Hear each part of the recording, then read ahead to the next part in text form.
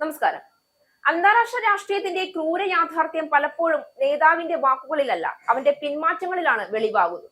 Hormuz കടലിടുക്ക് അടഞ്ഞു കിടക്കുകയാണെങ്കിൽ പോലും ഇറാനെതിരായ സൈനിക നീക്കം അവസാനിപ്പിക്കാൻ തയ്യാറാണ് എന്ന് അമേരിക്കൻ പ്രസിഡന്റ് ഡൊണാൾഡ് ട്രംപ് സഹായികളോട് പറഞ്ഞതായി വാൾ സ്ട്രീറ്റ് ജേണൽ റിപ്പോർട്ട് ചെയ്തു. കടലിടുക്ക് വീണ്ടും തുറക്കുന്നതിനുള്ള സങ്കീർണമായ നടപടികൾ നീട്ടിവെക്കാൻ അദ്ദേഹം സന്നദ്ധത പ്രകടിപ്പിച്ചതായും ഉദ്യോഗസ്ഥരെ ഉദ്ധരിച്ച് പുറത്തുവന്ന റിപ്പോർട്ടിൽ പറയുന്നുണ്ട്. ലോക വ്യാപാരത്തിന്റെ നാഡിയായ ഹോർമൂസ് കടലിടുക്ക് അടഞ്ഞു കിടക്കുമ്പോൾ പോലും ഇറാനെതിരായ സൈനിക നീക്കം അവസാനിപ്പിക്കാൻ തയ്യാറാണെന്ന റിപ്പോർട്ടുകൾ പുറത്തുവന്ന സാഹചര്യത്തിൽ ഡൊണാൾഡ് ട്രംപ് എന്ന നേതാവിന്റെ ശക്തിയും ധൈര്യവും ചോദ്യം ചെയ്യപ്പെടുന്നത് സ്വാഭാവികമാണ്. ലോകത്തിനു മുന്നിൽ കടുപ്പമുള്ള നിലപാടെടുത്തതായി ആവർത്തിച്ച് അവകാശപ്പെട്ട ട്രംപ് നിർണായക ഘട്ടത്തിൽ പിന്മാറാൻ തയ്യാറായിരുന്നുവെന്ന സൂചനകൾ അദ്ദേഹത്തിന്റെ രാഷ്ട്രീയ ശൈലിയിലെ വലിയ വൈരുദ്ധ്യത്തെ തുറന്നുകാട്ടുകയാണ്.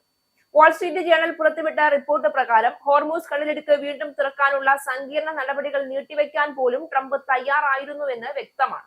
ലോകത്തെ എണ്ണ വിതരണത്തിന്റെ ഏകദേശം 1/3 കടന്നു പോകുന്ന ഈ കടലിടുക്ക് അടഞ്ഞു കിടക്കുന്നത് ആഗോള സമ്പദ് വ്യവസ്ഥയ്ക്ക് വലിയ ആഘാതമാണ് സൃഷ്ടിച്ചുകൊണ്ടിരിക്കുന്നത്. അത്തരമൊരു സാഹചര്യത്തിൽ സൈനിക ഇടപെടൽ ഒഴിവാക്കുക എന്നത് സമാധാനപരമായ സമീപനം എന്നതിലുപരി ശക്തിയില്ലായ്മയുടെ സൂചനയായും പലരും വിലയിരുത്തുന്നു.